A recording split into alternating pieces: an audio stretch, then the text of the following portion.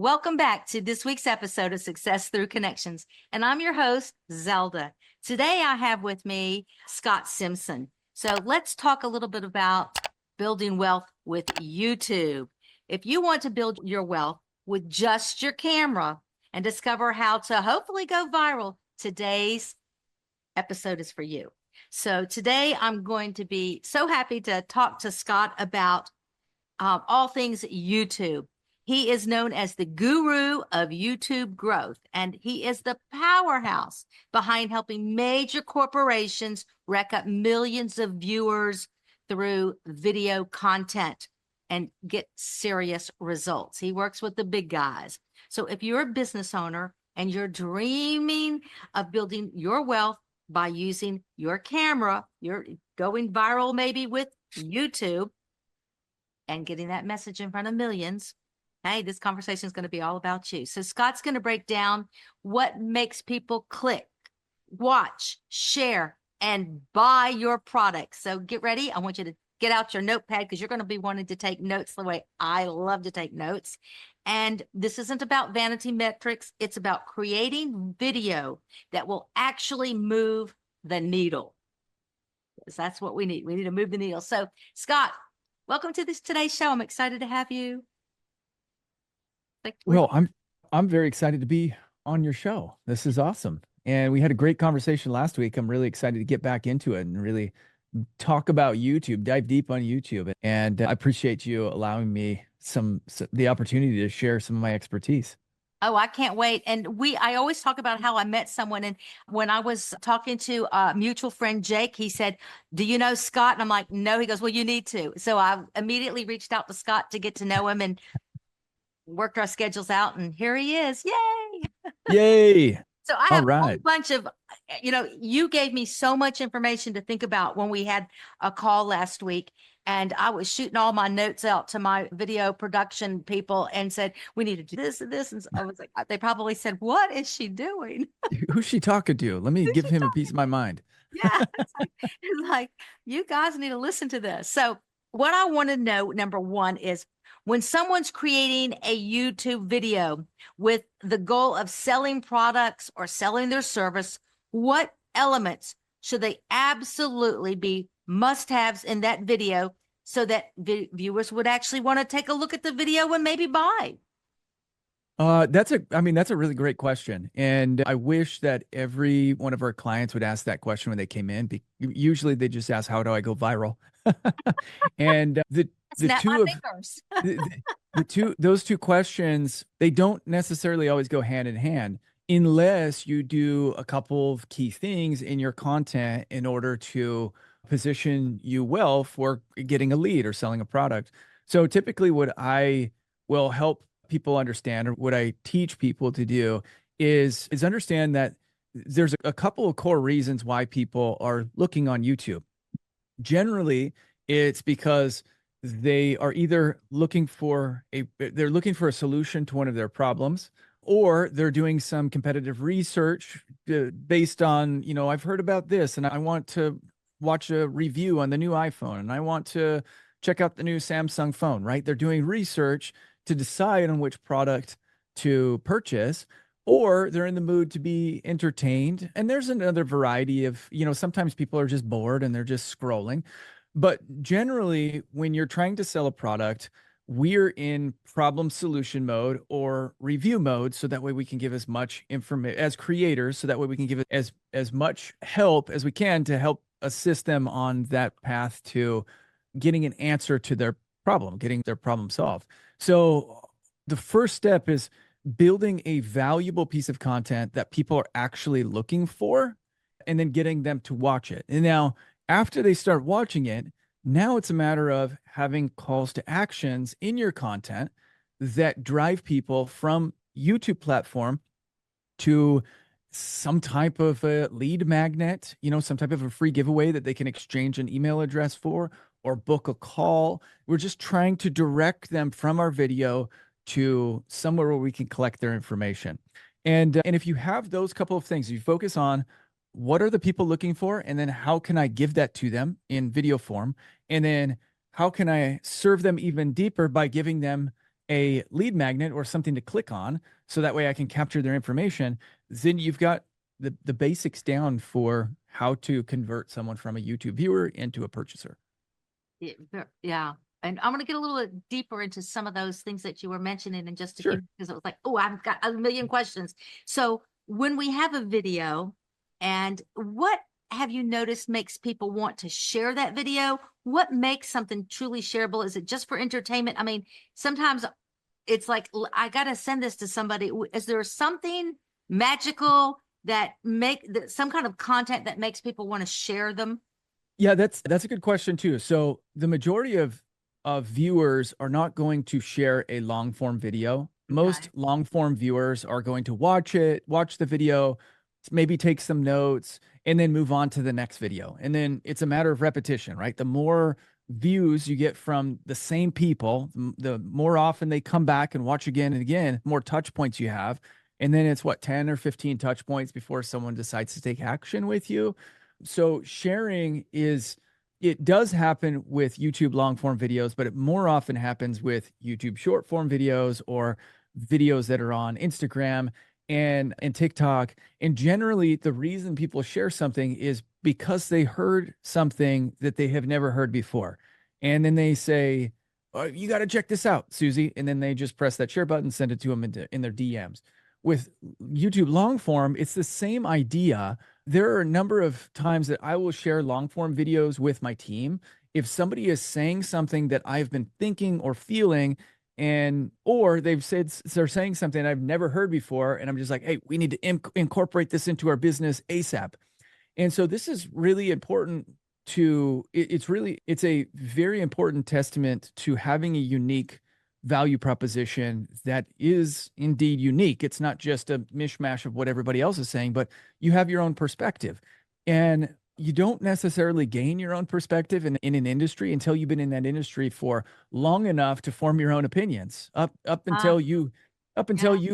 have, grown a business, or you have your own unique way of doing things that are kind of opposite or counterintuitive to the way that other people are doing it.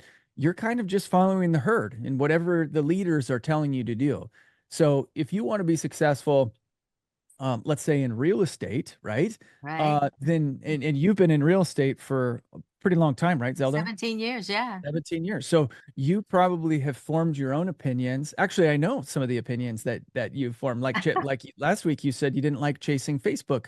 When somebody's like, "Hey, anybody know a good realtor?" You don't want to play that game, Right. right? And so if you produce a piece of content, if you're, trying to build a real estate team around you, and you produce a piece of content that's like, the most annoying thing on Facebook is when someone asks for a realtor and 87 realtors jump in and say, work with me, right? Now you have an opinion based off your experience that other real estate agents are going to latch onto, and they're going to be like, you know what? She's right.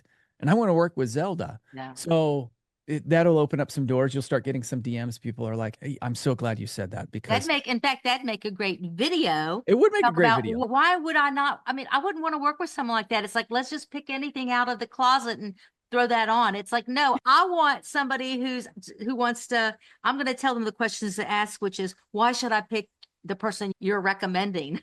Yep, What makes them exactly. stand out? What makes them so great? It's like, don't just say Mary Smith is my friend and my realtor. Like, why should I pick Mary Smith? Right. Have your own opinion, and don't be afraid to share those things. And then what ends up happening is it's going to rub some people the wrong way. Totally fine. Those aren't your people. But then you're Right. going to have people who are like, oh my gosh, Zelda just said something that is incredible. Yeah. And I love everything she's saying. I got to follow her. And then it's just a matter of time before, or I'm going to share her content. Then it's a matter of time before they want to do business with you. So you mentioned a little while ago, short form and long form. Can Yes. you give our audience a definition or the time frame of what makes a short and what Yeah. makes a long? Yeah. So short form, hold your phone like this and talk into it like this.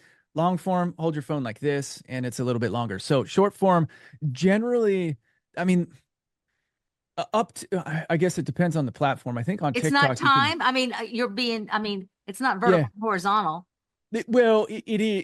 When I talk about short form and long form, I'm talking specifically about short form vertical videos that will go on TikTok, Instagram, Facebook, Okay.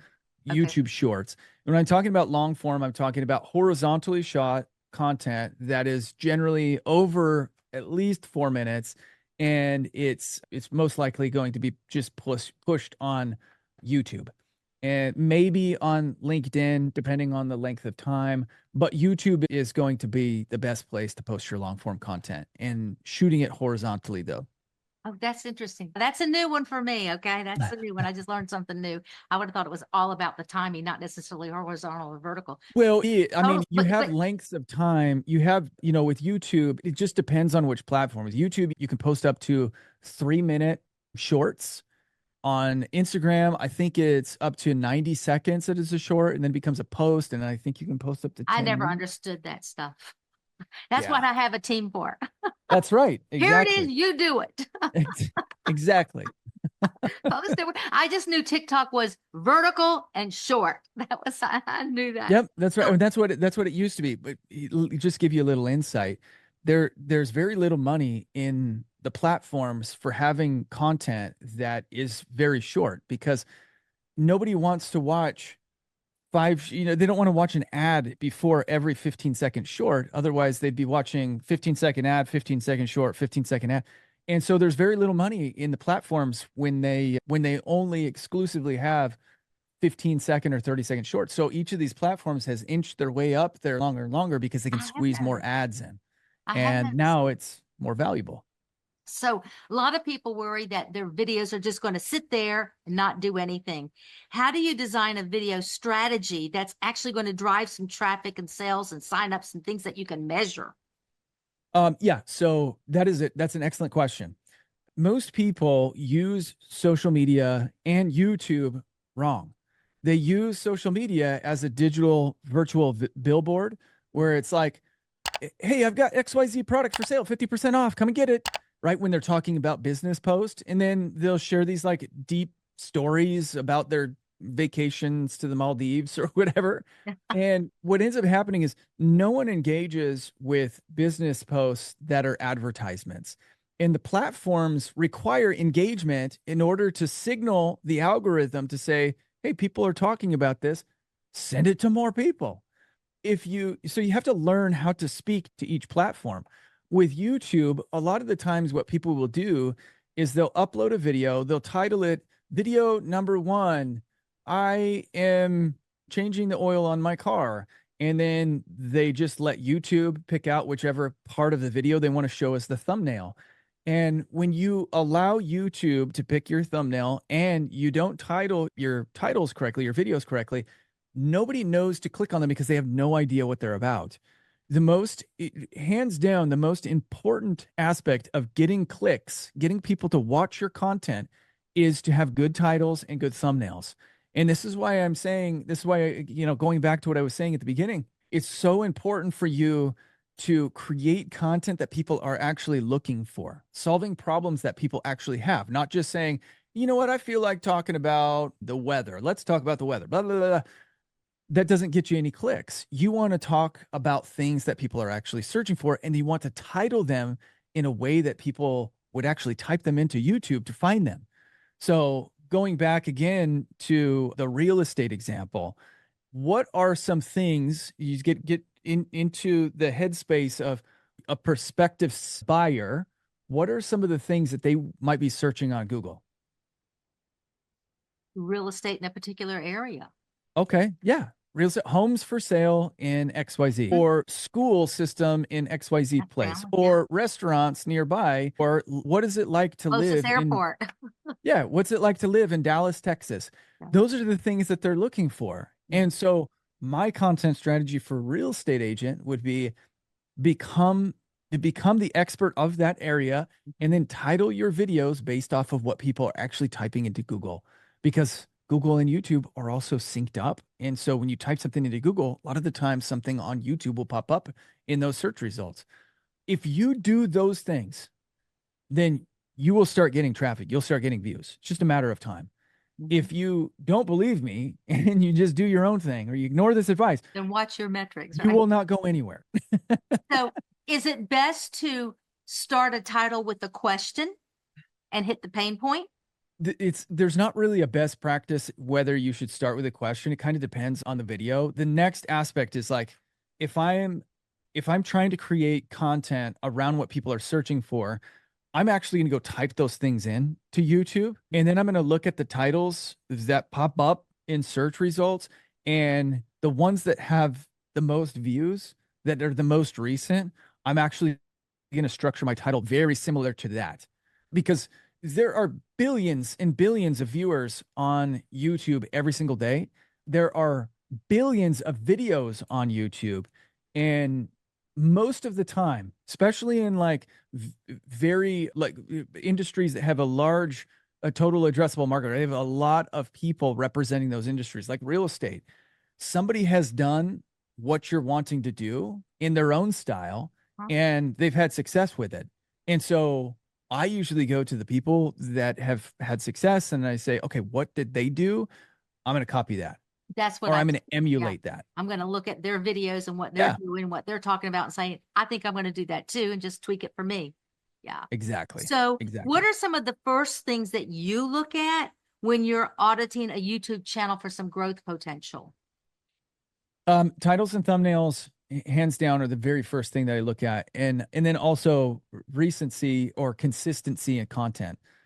Sometimes we'll see, oh, you posted one 9 months ago, and then you posted one yesterday, and you're wondering why you don't have any views. Well, you haven't been consistent with it. Like, you need to be uploading at least one video a week. And Yeah. if you upload one video a week for a few months, now you're going to start to see some traction. But if you post once and expect to get traction, generally it's not going to happen. Not going to We happen. have one client right now who he builds kitchens. They do cabinetry and Right. counters and all that stuff. And we posted his first video last week. It has a whole 22 views. Got So to it's start somewhere. got to start somewhere. And then we posted a few shorts, and he's got a couple thousand views on all of his shorts now. And I mean, that's a starting point. You Yes. can't Uh-huh. expect that you're going to get 1 million views out of the gate. I Nah. noticed that my shorts do really well, Yeah, much better than the longs. So, and I was thinking of something when you were saying that, I lost that thought. So I'll have to come back to it when it sure. hits my senior brain. So, what kind of videos actually hold people's attentions and so that you don't lose them in just a few seconds? Yeah, so there isn't any one style that will hold attention. It's generally based on what is said in that video and how it's scripted, or how good you are at storytelling, or just how good you are at maintaining attention. One thing that we do in the scripts that we write is we use a tactic called micro hooking. And basically every sentence or every couple of sentences, we try to incorporate a cliffhanger that people will need to hang on for the next segment or a couple segments down the road. So it'd be something like, I would say something like, today I'm going to show you how to build a YouTube channel. But before I get into that, so now I've teased what's coming up, and now I've set the stage for this next segment. But before I get into that, I'm going to talk about XYZ, Oh, I hate or I'm going to that. share with you a secret, right? Is like, Yes. today I'm going to But teach you how to build a YouTube first, channel, but first I'm going to share with you a secret. And then as you're sharing the secret, did you know that if you use 5 different thumbnail variations, you can get this? But even better, right now I've added another micro hook that keeps people engaged. And if you do that every sentence or every couple of sentences, you have a much higher likelihood of people hanging in there longer. interesting. So, what role does storytelling play in getting those millions of views? Yeah, so storytelling is, well, we incorporate it because of a couple of things. Number one, because as we're telling stories, generally you are using your own version or style of microhooks. And so it's like, I got to tell you what happened at the grocery store yesterday. It's insane. You're not going to believe this, right? Now I'm like, you're like, what happened at the I grocery had a groceries. store? Yeah, yeah. And so naturally stories, they hold attention because people want to know Happen. what is the story. The other reason that we incorporate stories, that we encourage our clients to incorporate stories, is because that is your differentiating factor. That is a unique value proposition. That's unique to you. Nobody has that exact same story. So when you tell that story, it sets you apart from all the other real estate agents. And then when people hear you tell that story, and they're following along and they're engaged and they're like, oh my gosh, she's not just a real estate agent, but she tells great stories. I want to come back. So rather that it's a conversion tactic as much as it is a retention tactic, Yeah. because people become converted to you through your stories.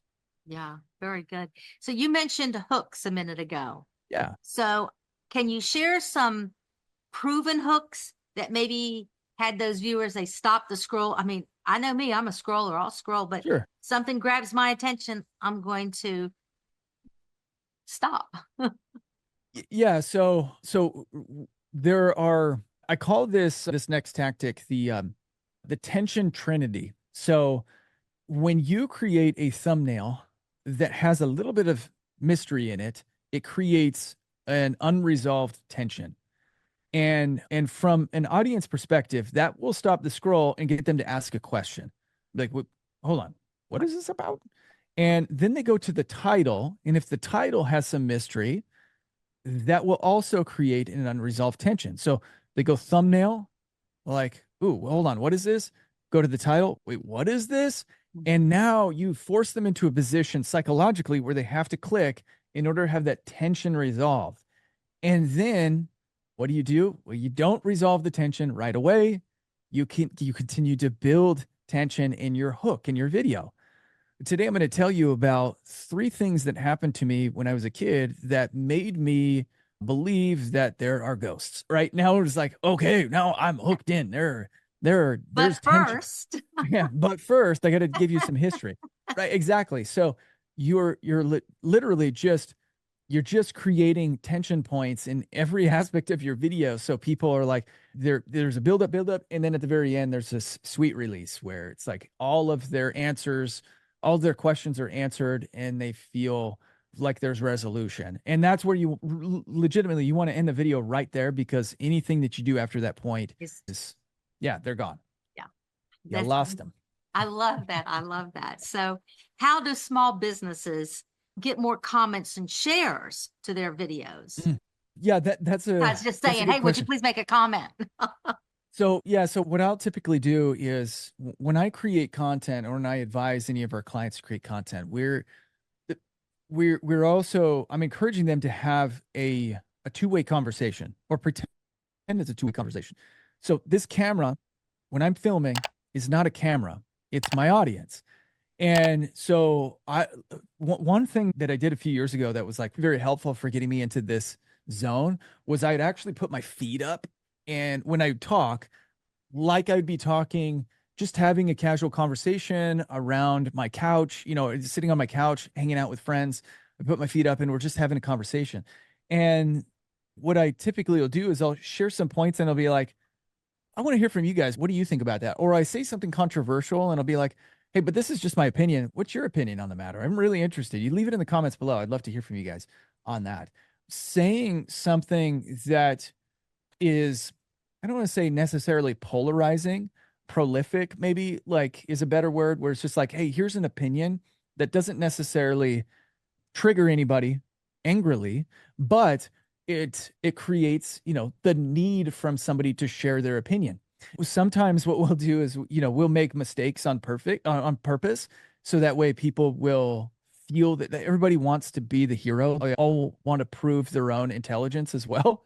And so if you make a mistake, and there's a lot of times people will have the need to correct that. I've got a friend, my business partner at our conference. He will say onion in his videos, but he'll pronounce it onion.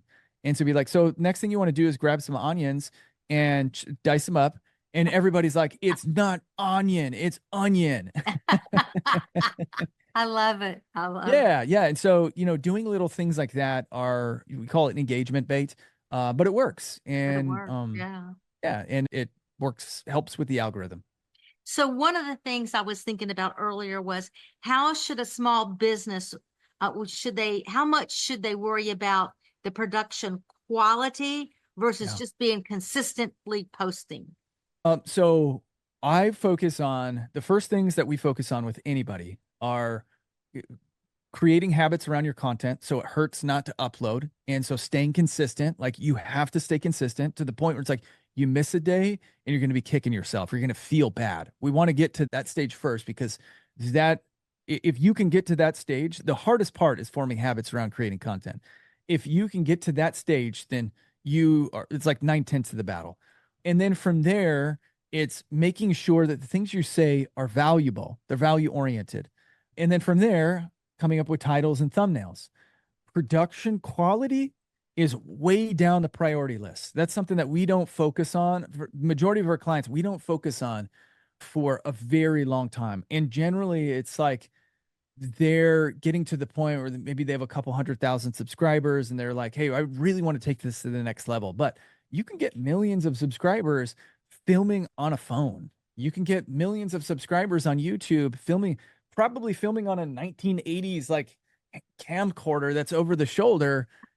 As long as there's value there, people are going to want to watch it. You're gonna watch it. Yeah, that's true. Oh my gosh, a camcorder. I remember those. I got a garage full of those videos. Yeah, I don't know. exactly. They're called DVDs or something like that. I don't know Yeah, what. yeah, now.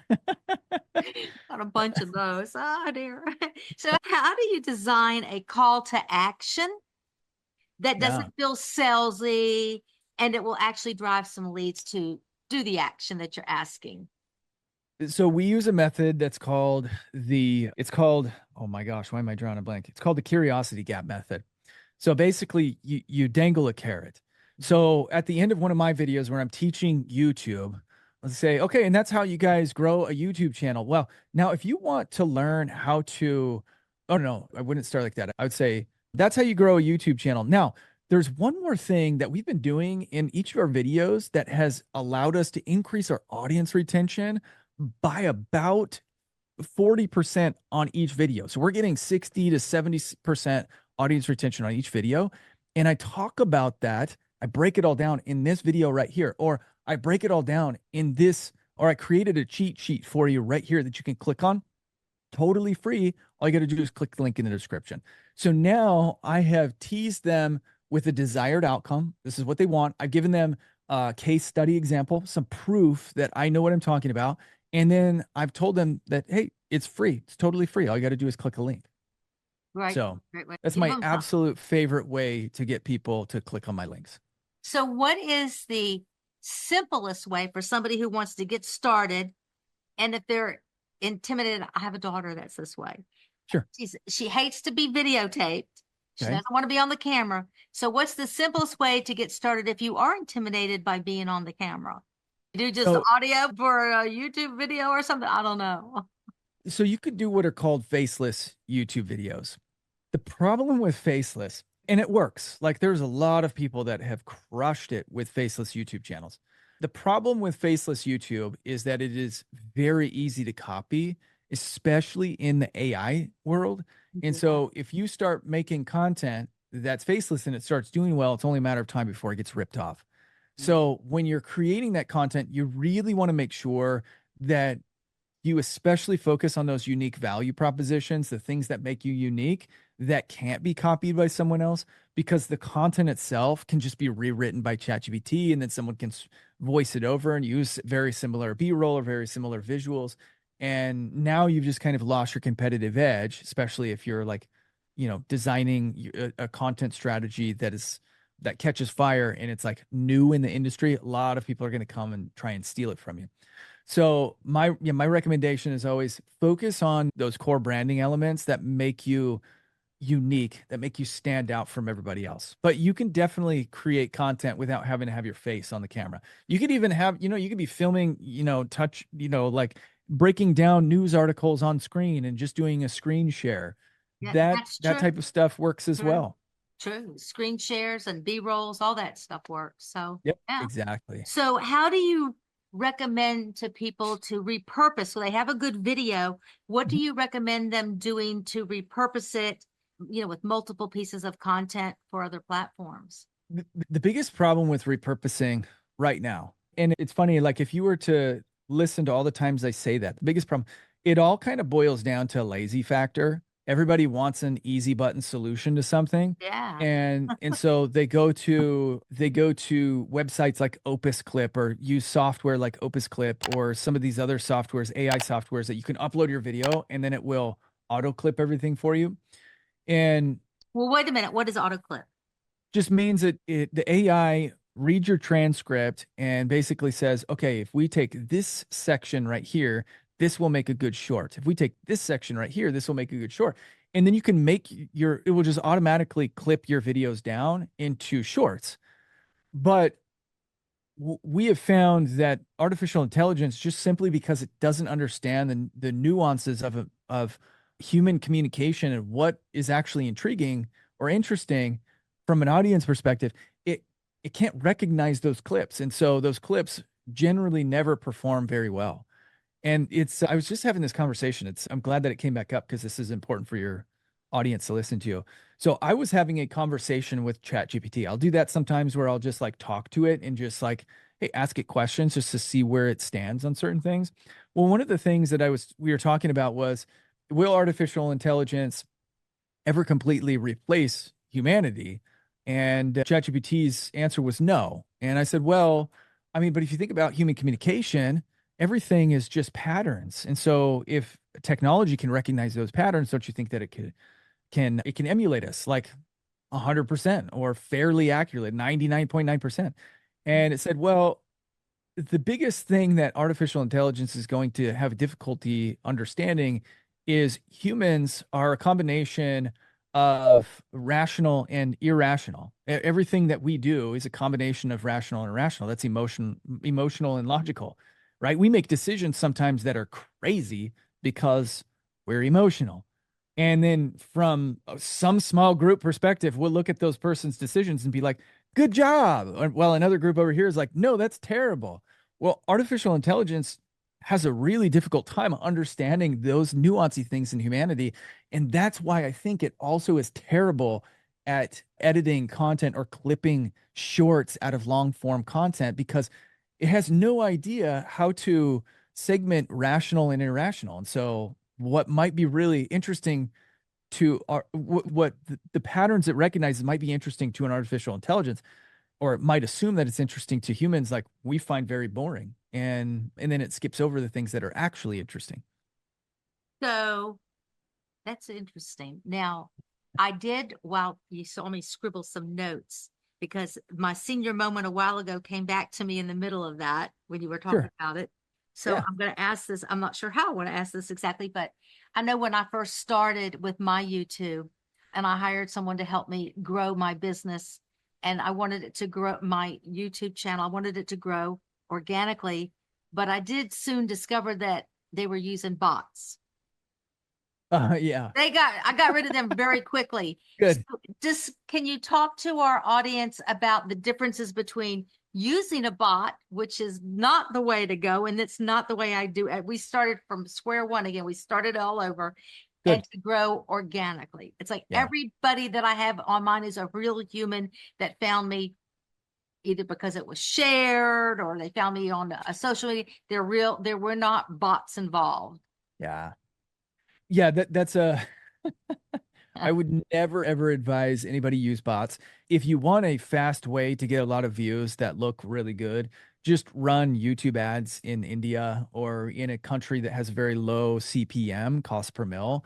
You can pick up subscribers for, a couple pennies. And so you can grow a YouTube channel to 100,000 subscribers with probably a few $1,000s if you run ads, targeted ads in India. Now, I highly recommend against doing that as well, because obviously, if you're running ads in India, they speak Hindi over there. Most of them don't speak English. And so all of those subscribers are going to be dead subscribers. And YouTube kind of weighs that into the equation too. It's like, hey, as soon as you release a video, they're going to send it to a warm audience. And if your warm audience doesn't watch it, then they're not going to send it to a cold audience. So you end up killing your channel either way. Bots are, I'm sure a lot of your audience has seen the videos where it's like a whole wall of cell phones in some European or Asian country, where it's like, this is a view farm. And it's literally, they just have all these cell phones all wired together, and they say, watch this video, and it'll watch this video, and instantly you'll get thousands of views on that video because the view farm has seen it. Well, if they're all coming from the same IP address and they're all, and the characteristics are, we're going to watch 30 seconds and everything dips off, then YouTube can recognize that. So all of the views that you get, I did an experiment. I think I paid for like 5,000 views just so I could I could make a video about it. And all of those views within about 48 hours had all disappeared. And so I got 5,000 views and I was like, yay, 5,000 views. I paid for it. It's all a joke. And then 2 days later, they were all gone. So bots will kill your channel. They're against terms of service. So you can actually end up losing your account, and they just make you look bad. So I don't ever recommend. So even anybody though doing that. you go on one of these platforms like Fiverr or wherever Yeah. you go, I can grow your audience and I don't use bots. Yep. Don't They're believe liars. it. They're If it's liars. too good to be true, it is. It was like, what? And when I hired my new guy, he was like, Zelda, I promise you, these are all bots. And I go, how do you know? And he would explain it to me. And I was like, Yeah. oh, okay. And he's in Africa and he doesn't not, it's like, we're not using bots. And I'm like, okay. Yep. I didn't Yep. Don't do it. It's know. not worth it. So it was like, okay, let's start from scratch. So for what kind of recommendations could you give for the small business? They don't have the big budgets that your clients typically would have. So what are maybe 3 high impact things that they could do right away to get that channel going? Talk about the news. That's like number one. Whatever news is happening in their industry or that will impact their target audience. I literally press record, read some headlines, give your opinion, stop recording, upload, create a thumbnail in Canva, title it the way that maybe a news article is titled, or what some other people on YouTube are titling their content. News related content is hands down the fastest way to grab some views quickly and position you as a thought leader. It doesn't have the greatest conversion effect, but you'll get views quickly. You get the ball rolling. At the same time, I would create content with high search intent. Again, do that research. What is your audience looking for? Make content based off of those search terms, and then start mixing that into the equation as well. Those things are very simple to do, and they will result in fast viewership and fast subscribers. And here's a tip for our listeners. If you don't know, here's a really easy way to find out what your people are searching for. Go to ChatGPT. Ask them, ask it, give it the right prompt to get the right information. You can't just say, hey, whatever, you have to ask it correctly, but it can help you figure out who your audience is, all kinds of stuff. So, and what their pain points are and what they're looking for. So, Scott, I'm out of time for today. I so appreciate everything you share with us. Tell us how our audience can reach you if they want to reach you. So you can, let's see here. It's probably best if you connect with me on a social media platform like Instagram or LinkedIn. It's Scott Simson without a P. No P in Simpson, Simson. My Instagram is I am Scott Simson. I'm Scott Simson.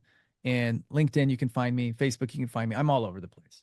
There you go. It's easy to find Scott. So my final question that I ask everybody, my signature question is, if you can, because we're all about connections, can you share a story of a time that presented itself to you that you had an opportunity because of a connection that you had?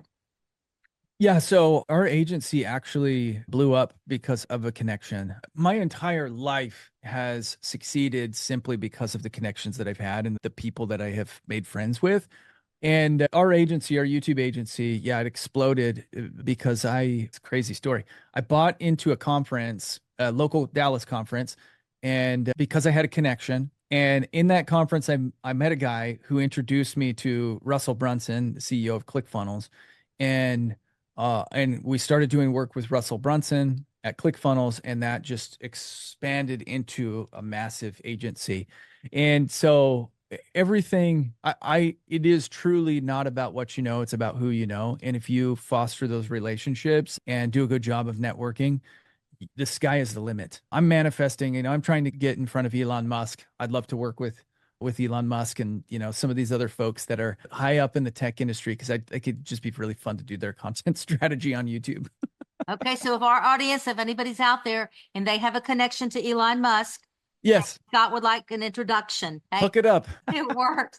Funny story, Scott, is that I had a guest on my show recently, and he mentioned somebody who I've had on my bucket list to be a guest on my show since I Yeah. started it. And he mentioned his name, and I said, I would just love to have an introduction to this guy and have him on my podcast. And he goes, Zelda, I'm friends with him. As soon as we get off this podcast, I'm going to call him for you. He's going to be on this week. Yay. That's awesome. Good for So, you. Elon Musk, everybody, who's got the connections.